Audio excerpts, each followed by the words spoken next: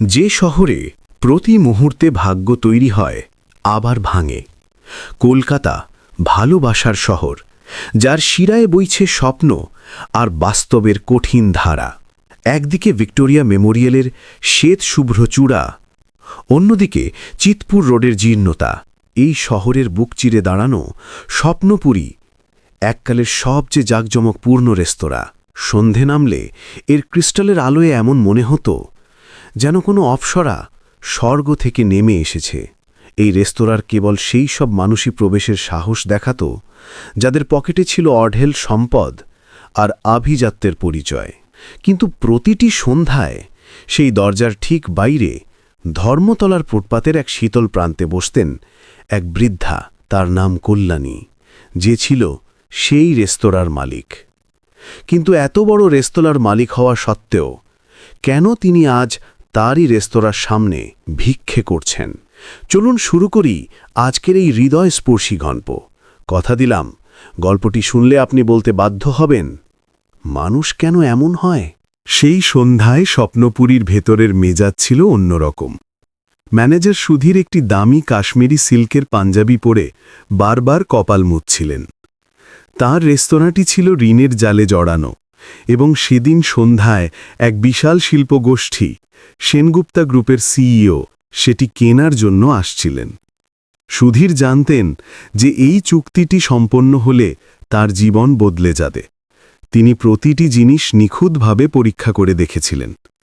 টেবিলে সবচেয়ে মূল্যবান অর্কিড, বাতাসে মিশানো ছিল হালকা ফরা শিশুগন্ধি, এবং কর্মচারীদের কঠোরভাবে নির্দেশ দেওয়া হয়েছিল যেন এক বিন্দু ভুলও না হয়। ঠিক তখনই একটি কালো অডি এসে থামল। সুধীর দৌড়ে গেলেন, কিন্তু গাড়ি থেকে কেউ নামল না। গাড়ির জানালার কাঁচ সামান্য নামানো ছিল। ভেতরে বসে থাকা মহিলা শ্রেয়া সেনগুপ্তা বাইরের জগৎ দেখছিলেন। তার নজর ম্যানেজারের দিকে ছিল না, বরং ফুটপাতের সেই কোণে স্থির ছিল যেখানে কল্যাণী দেবী বসেছিলেন। কল্যাণী দেবী গত দুদিন ধরে অভুক্ত ছিলেন। তার শরীর কাঁপছিল। সাহস করে তিনি উঠলেন এবং স্বপ্নপুরীর কাঁচের দরজার কাছে গেলেন। তিনি শুধু দুহাত জোর করলেন, হয়তো কেউ একটু বেঁচে যাওয়া রুটি দেবেন। সুধীর, যিনি আগে থেকেই নার্ভাস ছিলেন, তার সম্ভাব্য নতুন মালকিনের সামনে নিজের আভিজাত্য জাহির করতে চাইলেন। যেই তিনি কল্যাণী দেবীকে দরজায় দেখলেন, তার মুখ ঘৃণায় লাল হয়ে গেল। এই বুড়ি আবার এসেছে! একে কতবার বলেছি এখানে ভিক্ষে চাইবি না, সব নোংরা করে দিচ্ছিস। কল্যাণীর চোখে জল এলো। মালিক, দুদিন ধরে শুধু একটু জল। সুধীর ব্যঙ্গ করে হাসলেন। তিনি বেয়ারা হাত থেকে বরফ ভরা ঠান্ডা জলের জগ ছিনিয়ে নিলেন। তোর জল চাই তো? দাঁড়া, আমি তোকে জল দিচ্ছি। আর পর মুহূর্তেই তিনি সেই বরফ শীতল জলটা সজোরে সেই বৃদ্ধার মুখে ছুঁড়ে মারলেন। কল্যাণী দেবী নাও বলতে পারলেন না। তিনি কাঁপতে কাঁপতে মাটিতে পড়ে গেলেন। আশেপাশের গার্ড আর ভ্যালেডরা হাসতে শুরু করল। সুধীর নিজের পাঞ্জাবির ভাঁজ ঠিক করলেন, যেন এক বিরাট বীরত্বপূর্ণ কাজ করেছেন।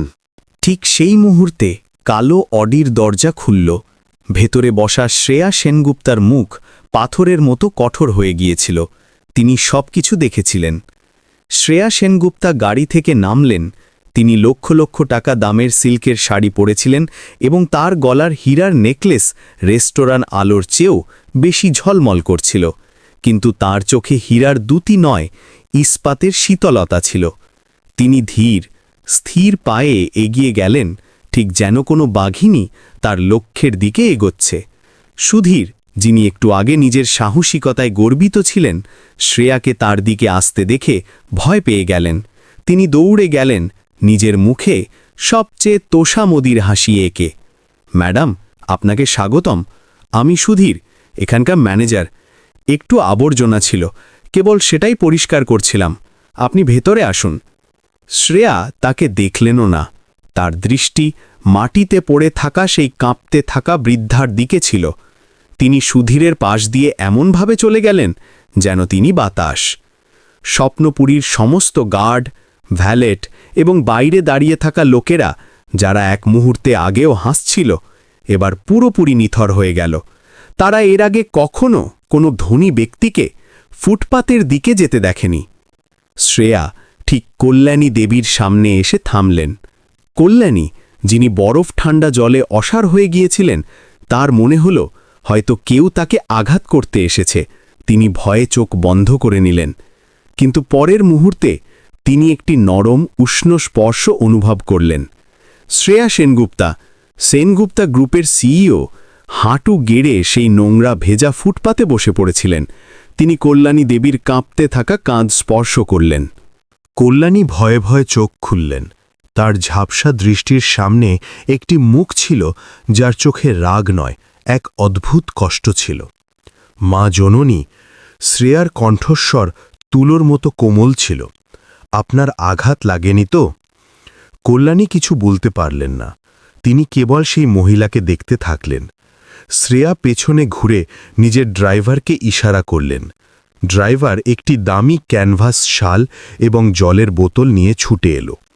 শ্রেয়া সেই শালটি নিলেন এবং খুব যত্ন করে কল্যাণী দেবীর ভেজা ছেঁড়া কাপড়ের ওপর জড়িয়ে দিলেন। তিনি বোতল খুলে কল্যাণীকে জল খাওয়ানোর চেষ্টা করলেন। খান, শান্তভাবে। এই সব দেখে সুধীরের মাথা এলোমেলো হয়ে গেল। এ কি হচ্ছে? এই কোটিপতি মহিলা এই ভিখারিণীকে শাল কেন দিচ্ছেন? তার মনে হল হয়তো তার চুক্তি হাতছাড়া হয়ে যাবে। তিনি দৌড়ে এলেন। ম্যাডাম, আপনি কি করছেন? ইনি নোংরা, এর কোনো রোগ থাকতে পারে। সরুন এখান থেকে, আমি এক্ষুনি একে তাড়িয়ে দিচ্ছি। শ্রেয়া ধীরে ধীরে উঠে দাঁড়ালেন। এবার তার কণ্ঠে সেই কোমলতা ছিল না, সেটা লোহার মতো শীতল এবং ভারী ছিল। একে তাড়াবে? তিনি সুধীরকে জিজ্ঞেস করলেন। হ্যাঁ ম্যাডাম, একদম। আপনি শুধু ভেতরে চলুন। তুমি এই রেস্তোরাঁর মালিককে তাড়ানোর সাহস কি করে করলে? সুধীরের হাসি পেয়ে গেল। মালিক? ম্যাডাম, আপনি বোধহয়, ইনি তো ভিখারিণী। শ্রেয়ার চোখ সরু হয়ে এলো। আমি তোমাকে একটি প্রশ্ন জিজ্ঞেস করেছিলাম। তুমি এই রেস্তোরাঁর মালিক শ্রীমতী কল্যাণী দেবীর গায়ে জল ছুঁড়ে মারার প্রয়োজন বোধ করলে কেন? এক মুহূর্তের জন্য সেখানে নীরবতা নেমে এলো। কল্যাণী দেবী, যিনি জল খাচ্ছিলেন, নামটি শুনে চমকে ওপরের দিকে তাকালেন। সুধীরের মুখ সাদা হয়ে গেল। কল্যাণী দেবী, ম্যাডাম, এটা তো মজা করছেন। মজা? শ্রেয়া নিজের ফোন বের করে একটি নম্বর ডায়াল করলেন। সেম, 5 মিনিটের মধ্যে আমাকে স্বপ্নপুরীর সমস্ত আসল সম্পত্তির দলিল চাই। আর হ্যাঁ, পুলিশকে ফোন করো। বলো, ম্যানেজার সুধীর রেস্তোরাঁর আসল মালকিনের ওপর প্রাণঘাতী হামলা করেছে। সুধীরের পায়ের তলা থেকে মাটি সরে গেল। মালকিন? কিন্তু আমি তো আপনাকে বিক্রি করার জন্য। তুমি? শ্রেয়া জোরে হাসলেন। তুমি কি বিক্রি করবে? তুমি তো নিজেই বিকিয়ে আছো। এই রেস্তোরাঁ কখনো বিক্রির জন্য ছিলই না। আমি এটিকে কিনতে আসিনি, সুধীর। তিনি কল্যাণী দেবীর দিকে তাকালেন, যিনি তখনও শাল জড়ানো অবস্থায় সবকিছু বুঝতে না পারার দৃষ্টিতে দেখছিলেন। শ্রেয়া নিজের হাত কল্যাণী দেবীর কাঁধে রাখলেন। আমি একে, নিজের মাকে, আবার বাড়ি নিয়ে যেতে এসেছিলাম। সুধীরের পা কাঁপছিল, তার মস্তিষ্ক অসাড় হয়ে গেল। মালকিন? এই মহিলা? ম্যাডাম, আপনি কি ঠিক আছেন? আমি স্বপ্নপুরীর আসল মালিককে চিনি, মিস্টার বিশাল সেন। এই রেস্তোরাঁ তার। আমি 10 বছর ধরে এখানে ম্যানেজার। শ্রেয়া একটি শীতল হাসি দিলেন। বিশাল সেন? হ্যাঁ, আমি সেই অযোগ্য লোকটাকে খুব ভালো করেই চিনি।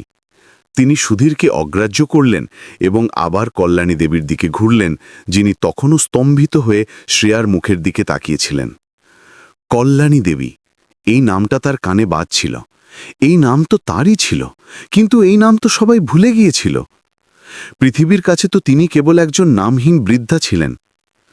শ্রেয়া স্বপ্নপুরী সোনালী বোর্ডের দিকে তাকালেন। তার কণ্ঠে এক গভীর বেদনা ফুটে উঠল। এই স্বপ্নপুরী, এটাকে তুমি আর তোমার স্বামী স্বর্গীয় শ্রীমান রামকৃষ্ণজি নিজেদের সারা জীবনের সঞ্চয় দিয়ে তৈরি করেছিলে, তাই না মা? কল্যাণী দেবীর ঝাপসা চোখে হঠাৎ এক উজ্জ্বলতা এলো। মা, এই জিনিসটা তোমার কাছে শুধু ইট পাথরের দালান ছিল না, শ্রেয়া বলতে থাকলেন। এটা তোমার স্বপ্ন ছিল, তোমার আত্মসম্মান ছিল। সবকিছু কত ভালো ছিল, যতক্ষণ না তোমার একমাত্র প্রিয় ছেলে বিশাল তোমার সাথে বিশ্বাসঘাতকতা করল। এটা শুনে সুধীরের রক্ত জমে গেল। তার সব মনে পড়তে লাগল। সে তোমার কাছ থেকে ছল করে সমস্ত দলিলে সই করিয়ে নিয়েছিল। বলেছিল যে সে রেস্তোরাঁকে আরও বড় করার জন্য ঋণ নিচ্ছে, আর যেদিন এই স্বপ্নপুরী পুরোপুরি তার নামে হলো, সেদিন সে তার নিজের মাকে, যিনি তাকে লালন পালন করে বড় করেছিলেন, তাকে এই দরজা দিয়েই ধাক্কা মেরে বাইরে বের করে দিল।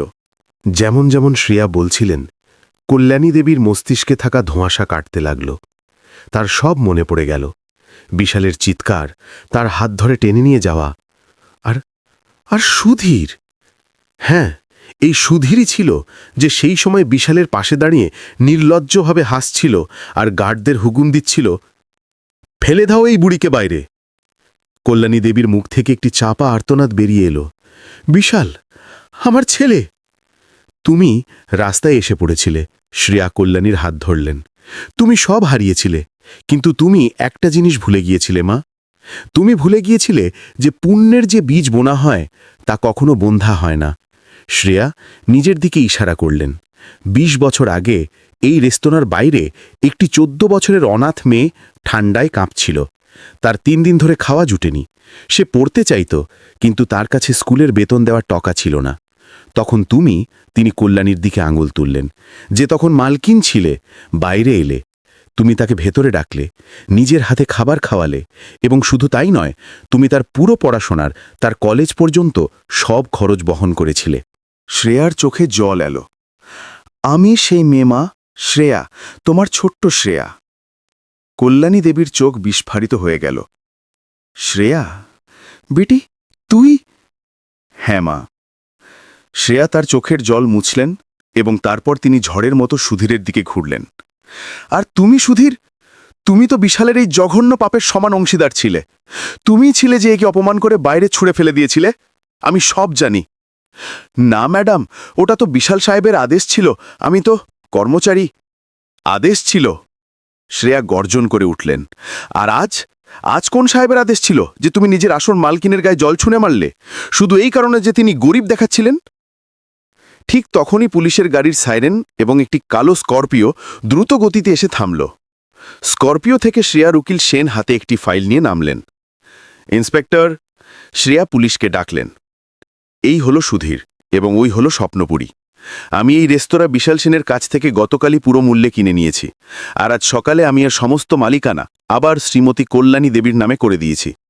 তিনি সেনের কাছ থেকে দলিল নিলেন এবং কল্যাণী দেবীর কাঁপতে থাকা হাতে রাখলেন। তোমার বাড়ি মা। তারপর তিনি সুধীরের দিকে ইশারা করলেন। ইন্সপেক্টর, একে গ্রেফতার করুন, স্বপ্নপুরীর মালকিনের ওপর প্রাণঘাতী হামলা করার অপরাধে। ইন্সপেক্টর তার লোকেদের ইশারা করলেন। দুজন পুলিশ সুধীরের দিকে এগিয়ে গেল। সুধীরের সমস্ত দম্ভ এক মুহূর্তে গলে গেল। সে মাটিতে পড়ে গেল। ঘষ্টাতে ঘষ্টাতে শ্রেয়ার পায়ের কাছে পৌঁছানোর চেষ্টা করতে লাগল। না ম্যাডাম, না, আমার উপর দয়া করুন। আমার স্ত্রী আছে, বাচ্চারা আছে, ওরা রাস্তায় এসে পড়বে। তাদের ওপর জল ছোড়ার আগে তোমার ভাবা উচিত ছিল। শ্রেয়া কোনো আবেগ ছাড়াই বললেন। সুধীর পাগলের মতো ঘুরল এবং কল্যাণী দেবীর পায়ে জড়িয়ে গেল, যিনি তখনও শ্রেয়ার সমর্থনে দাঁড়ানোর চেষ্টা করছিলেন। দিদিমা, দিদিমা, আমাকে ক্ষমা করে দিন। আমি নির্বোধ, আমি পাপ করেছি, কিন্তু আমাকে জেলে পাঠাবেন না। আমি আপনার দাস হয়ে থাকব, যা বলবেন তাই করব। কল্যাণী দেবী, যিনি এত বছরে শুধু ঘৃণা আর অবহেলা দেখেছিলেন, নিজের পায়ে পড়ে থাকা এই লোকটিকে দেখে কেঁপে উঠলেন। তিনি ভয়ে দুপা পিছিয়ে গেলেন। তিনি ভুলেই গিয়েছিলেন যে মালিক হওয়া কেমন লাগে। শ্রেয়া সুধীরকে কলার ধরে টেনে পিছনে সরিয়ে দিলেন। একে ছোঁয়ার সাহস করবে না? যখন তুমি একে বুড়ি আর আবর্জনা বলে জল ছুঁড়ে মারছিলে, তখন তোমার এই ভয় কোথায় ছিল? যখন এর ছেলে একে ধাক্কা মেরে বের করে দিয়েছিল আর তুমি হাসছিলে, তখন তোমার মনুষ্যত্ব কোথায় ছিল? নিয়ে যাও একে ইন্সপেক্টর। শ্রেয়া গর্জন করে উঠলেন। এবং নিশ্চিত করো যে সে তার কাজের পুরো শাস্তি পায়। পুলিশ সুধীরকে টেনে নিয়ে গেল। সে চিৎকার করতে থাকল, না, বিশাল সাহেব, বিশাল সাহেব, আমাকে বাঁচাও, না। স্বপ্নপুরীর পুরো স্টাফ, যারা মুহূর্ত আগে তাদের ম্যানেজারের সাথে হাসছিল, এবার দেওয়ালে ঘেঁষে দাঁড়িয়েছিল। তাদের মুখ ভয়ে সাদা হয়ে গিয়েছিল। তাদের চোখে এখন কল্যাণী দেবী একজন ভিখারিনী নন, বরং এমন এক শক্তি ছিলেন যিনি শহরের সবচেয়ে ধনী মহিলাকে নিজের সামনে নত করিয়েছিলেন। পরিবেশে এক অদ্ভুত নীরবতা নেমে এলো। সাইরেনের শব্দ দূরে চলে গিয়েছিল। শ্রেয়া এখন সেই সিইওর মতো লাগছিলেন না। তার চোখের কাঠিন্য গলে গিয়েছিল। তিনি ঘুরলেন এবং কল্যাণী দেবীর সামনে হাঁটু গেড়ে বসে গেলেন, ঠিক সেই নোংরা ফুটপাথেই। তিনি কল্যাণীর দুহাত নিজের হাতে তুলে নিলেন। মা, তিনি ধীরে বললেন। কল্যাণী দেবীর চোখ থেকে জল গড়িয়ে পড়ল। এটা আঘাতের নয়, বরং এত বছর পর নিজের নাম, নিজের পরিচয় ফিরে পাওয়ার ছিল। শ্রেয়া, বেটি, তুই আমাকে খুঁজে নিলি কি করে? আমি আপনাকে বছর ধরে খুঁজছিলাম মা। শ্রেয়া তার হাত চুম্বন করে বললেন। যেদিন আমি সেই অনাথ আশ্রম থেকে বেরিয়ে বড় অফিসার হলাম, আমি কসম খেয়েছিলাম যে আমি সেই মহিলাকে খুঁজে বের করব যিনি আমাকে জীবন দিয়েছেন। যখন আমি জানতে পারলাম যে বিশাল আপনার সাথে কি করেছে, তখন আমি প্রথমে তার পুরো সাম্রাজ্য কিনে নিলাম, যাতে তাকে এক পয়সার জন্য অভাবী করতে পারি। আর তারপর আমি আপনাকে খোঁজা শুরু করলাম। শ্রেয়া উঠলেন। তিনি স্বপ্নপুরীর কাঁচের দরজার দিকে তাকালেন। এই দরজা যেখান থেকে আপনাকে অপমান করে বের করা হয়েছিল। তিনি নিজের হাত বাড়ালেন। আজ স্বপ্নপুরীর মালকিন এই দরজা দিয়েই ভেতরে যাবেন। কল্যাণী দেবী নিজের ছেঁড়া ভেজা কাপড় দেখলেন। না বেটি, আমি এর যোগ্য নই, আমি নোংরা। আপনি নোংরা নন মা, শ্রেয়া দৃঢ়তার সাথে বললেন। আপনার হৃদয়ের চেয়ে পরিষ্কার কোনো জায়গা নেই। তিনি গার্ডদের দিকে তাকালেন, যারা মূর্তির মতো দাঁড়িয়েছিল। দরজা খোলো, নিজের মালকিনের জন্যে।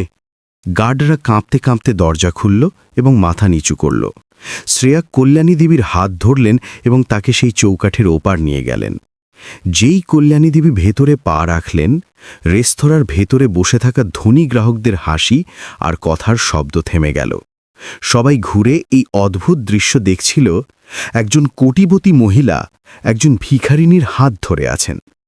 ঠিক তখনই সিঁড়ি থেকে এক ক্রুদ্ধ কণ্ঠস্বর এলো। এসব কি বাজে কথা? সুধীর কোথায় বলেছে? আর এই ভিখারিনী ভেতরে কি করে? কণ্ঠস্বর সেখানেই থেমে গেল। ওপর থেকে নামতে থাকা লোকটি বিশাল সেন নিজের মাকে, কল্যাণী দেবীকে নিজের রেস্তোরাঁর ঠিক মাঝখানে দাঁড়িয়ে থাকতে দেখে থমকে গেল। বিশাল সেন রেশমি পাঞ্জাবি আর অহংকারে ডুবে সিঁড়িতেই জমে গেল। তার চোখ প্রথমে ঘৃণা ভরে নিজের মায়ের ওপর স্থির হল, যাকে সে চিনতে তো পারছিল কিন্তু মানতে চাইছিল না। আর তারপর সেই দামি শাড়ি পরা মহিলার ওপর, যাকে সে চেনার চেষ্টা করছিল। এই কি বাজে কথা? সে গর্জন করে উঠল। সুধীর, সিকিউরিটি, এই মহিলাকে বাইরে বের করো। কতবার বলেছি ইনি এখানে। সুধীরকে পুলিশ নিয়ে গেছে, শ্রেয়া শান্তভাবে বললেন। বিশালের মুখ ফ্যাকাশে হয়ে গেল। পুলিশ? কেন? আর তুমি তো শ্রেয়া সেনগুপ্তা, তাই না? তুমি এখানে কিনতে?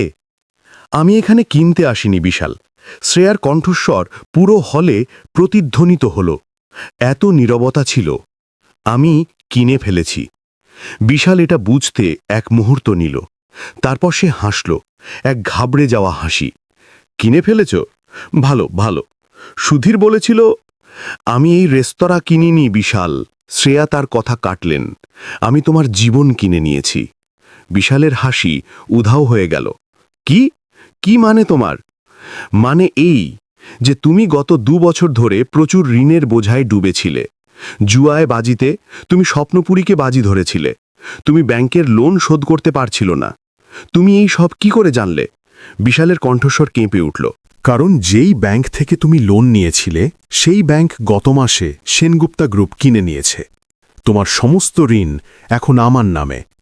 এবং কাল সন্ধে যখন তুমি শেষ কিস্তি দিতে পারলে না, তখন এই স্বপ্নপুরী আইনত আমার হয়ে গেল। বিশালের গায়ের রং উড়ে গেল। সে সিঁড়িতে টলমল করল, যেন কেউ তার মেরুদণ্ড বের করে নিয়েছে। না না, এটা হতে পারে না। তুমি এমন কেন করবে? আমার সাথে তোমার কি শত্রুতা? শ্রেয়া হাসলেন, কিন্তু তার চোখে একটুও করুণা ছিল না। তিনি কল্যাণী দেবীর কাঁধে হাত রেখে এক পায়ে এগিয়ে গেলেন। তোমার শত্রুতা আমার সাথে নয়, শ্রেয়া বললেন। তোমার শত্রুতা এর সাথে ছিল।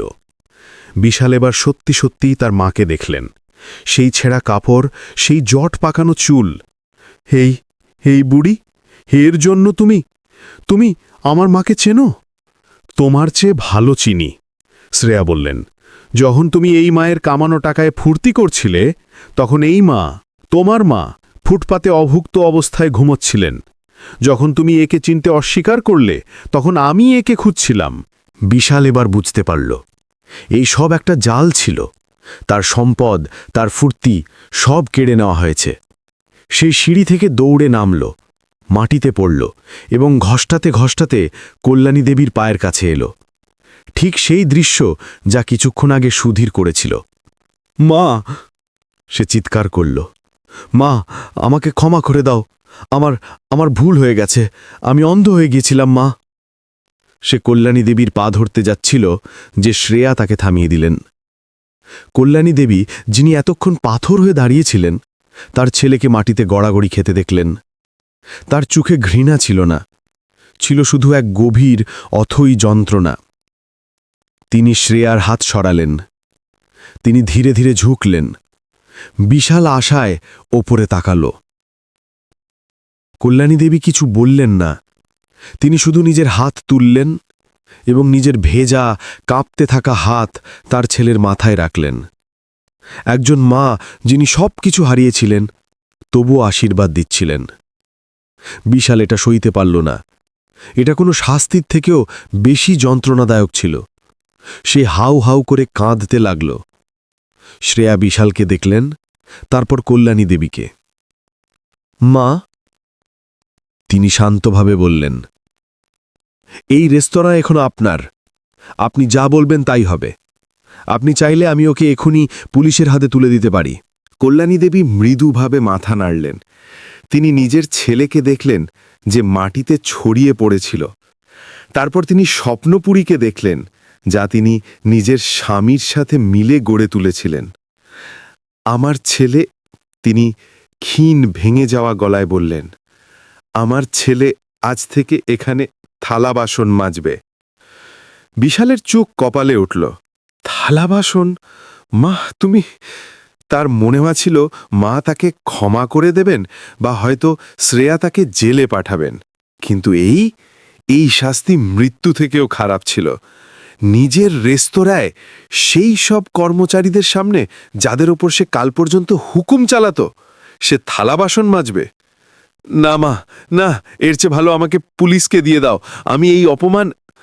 কল্যাণী দেবীর কণ্ঠস্বর, যা এতক্ষণ কাঁপছিল, প্রথমবারের মতো শক্ত হল। অপমান? ওটা ছিল যা আমি 2 বছর ধরে প্রতিদিন সয়েছি, যখন আমি নিজের বাড়ির বাইরে এক টুকরো রুটির জন্য কাতর ছিলাম। অপমান ওটা ছিল যখন আমার ছেলে আমাকে চিনতে অস্বীকার করল। আর অপমান ওটা ছিল যখন আজ আমার গায়ে জল ছোড়া হলো। এটা অপমান নয় বিশাল, এটা প্রায়শ্চিত্ত। শ্রেয়া বিশালের দিকে তাকালেন। তার চোখে কোনো সহানুভূতি ছিল না।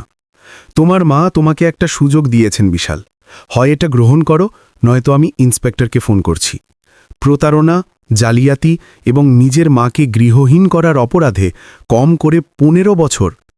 জিলের নাম শুনেই বিশালের আত্মা কেঁপে উঠল। 15 বছর? সে হার মানল।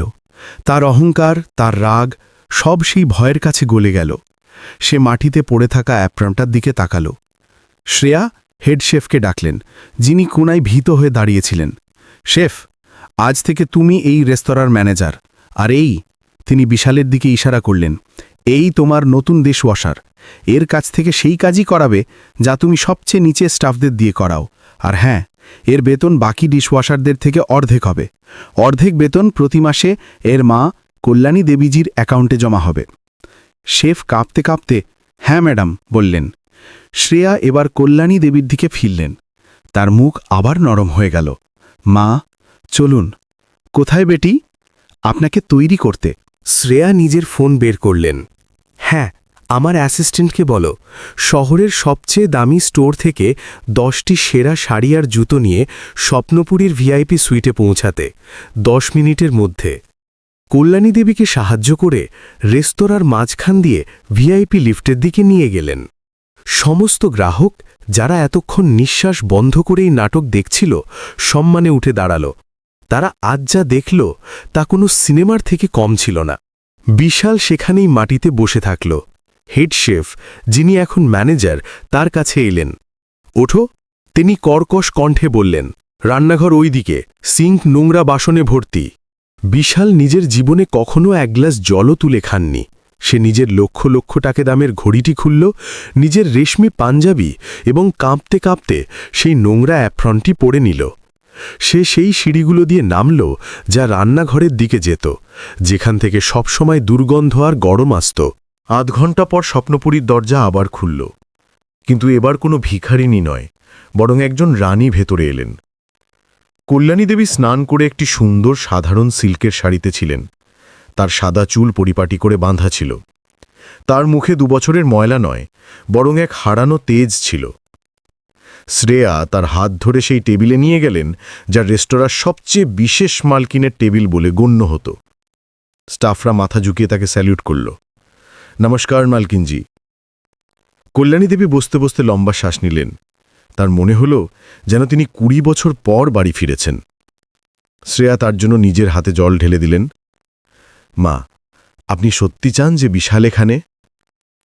কল্যাণী দেবী রান্নাঘরের দরজার দিকে তাকালেন, যেখান থেকে বাসনপত্রে ঠোকাঠোকে জোর আওয়াজ আসছিল। বেটি, জেল পাথরকে আরও পাথর বানিয়ে দেয়, কিন্তু যখন মানুষ অহংকারের উচ্চতা থেকে পড়ে গিয়ে নিজের ছুঁড়ে ফেলা আবর্জনা পরিষ্কার করে, তখন হয়তো তার ভেতরের মানুষটা জেগে ওঠে। আমি তাকে শাস্তি দিইনি, আমি তাকে শুধরানোর শেষ সুযোগ দিয়েছি। শ্রেয়া তার এই মায়ের বিচক্ষণতা দেখতে থাকলেন। আর সুধীর? কল্যাণী দেবী জিজ্ঞেস করলেন, ও যে আমার গায়ে জল ছড়েছিল? শ্রেয়া হাসলেন। ওর জন্য আমি অন্য কিছু ভেবেছি। শ্রেয়ার হাসিতে এক অদ্ভুত গভীরতা ছিল। মা, আমি ওকে রাগের মাথায় গ্রেফতার করিয়েছিলাম, কিন্তু এখন বিশালকে দেখে এবং আপনার সিদ্ধান্ত দেখে আমার মনে হল যে জেল হয়তো কাউকে মনুষ্যত্ব শেখাতে পারবে না। মনুষ্যত্ব শেখানোর জন্য মনুষ্যত্বের কাছেই পাঠাতে হয়। কল্যাণী দেবী শ্রেয়ার দিকে তাকালেন। মানে বেটি? আমি পুলিশের সাথে কথা বলেছি, শ্রেয়া শান্তভাবে বললেন। অভিযোগ তুলে নেওয়া হয়েছে। সুধীরকে শুধু একটি শর্তে ছাড়া হয়েছে। কথা শেষও হয়নি যে স্বপ্নপুরীর প্রধান দরজা খুলল। পুলিশের জিপ থেকে নেমে সুধীর, যার দামি স্যুট ধুলোয় মাখা ছিল আর টাই ঢিলে ছিল, কাঁপতে কাঁপতে ভেতরে এলো। তার মুখে ভয়ের ছাপ ছিল।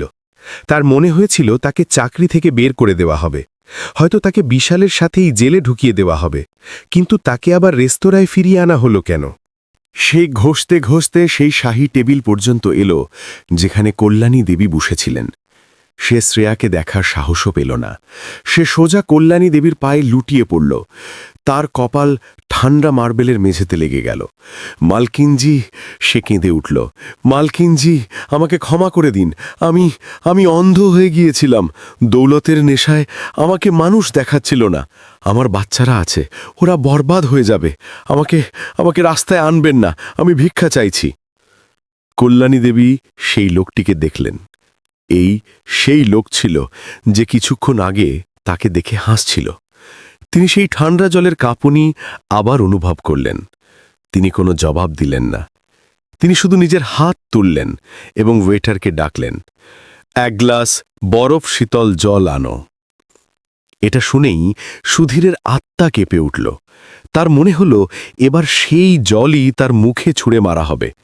সে ভয়ে চোখ বন্ধ করে কাঁপছিল। ওয়েটার বরফ ভরা জলের জগ এবং একটি গ্লাস নিয়ে এলো। কল্যাণী দেবী গ্লাসটি তুললেন। সুধীরের শ্বাস বন্ধ হয়ে গেল। কল্যাণী দেবী গ্লাসটি সুধীরের দিকে বাড়িয়ে দিলেন। খেয়ে নাও, তিনি বললেন, ভয়ে তোমার গলা শুকিয়ে গেছে। সুধীর কাঁপতে কাঁপতে গ্লাসটি নিল। সে বুঝতে পারছিল না এটা শাস্তি ছিল নাকি দয়া। সে এক ঢোকে জলটি খেয়ে নিল। দাঁড়িয়ে যাও, কল্যাণী দেবী বললেন। সুধীর উঠল। তোমার অহংকার ছিল যে তুমি এই স্বপ্নপুরীর ম্যানেজার? কল্যাণী জিজ্ঞেস করলেন। তোমার ঘৃণা ছিল সেই সব লোকেদের প্রতি যারা এই দরজার বাইরে দাঁড়িয়ে থাকে? মালকিন, তোমার চাকরি পাকা, কল্যাণী বললেন। তোমাকে কেউ বের করছে না। সুধীর বিশ্বাস করতে পারল না। শ্রেয়াও চমকে গেলেন। কিন্তু কল্যাণী নিজের কথা চালিয়ে গেলেন। আজ থেকে তোমার কেবিন ভেতরে নয়, বাইরে হবে। তিনি দরজার বাইরে সেই ফুটপাতের দিকে ইশারা করলেন যেখানে তিনি নিজে বসতেন। আজ থেকে স্বপ্নপুরীতে যত খাবার বাঁচবে এবং যত টাটকা আমরা রোজ বানাতে পারব, তা সব বাইরে গরিবদের মধ্যে বিলি হবে, দিনে 2 বার বিনামূল্যে। কল্যাণী দেবী সুধীরের দিকে গভীরভাবে তাকালেন। আর তুমি সুধীর, তুমি সেই লঙ্গরের ম্যানেজার হবে। তুমি নিজে তোমার তত্ত্বাবধানে সেই খাবার বানাবে এবং নিজের হাতে প্রতিটি ক্ষুধার্ত মানুষকে পরিবেশন করবে।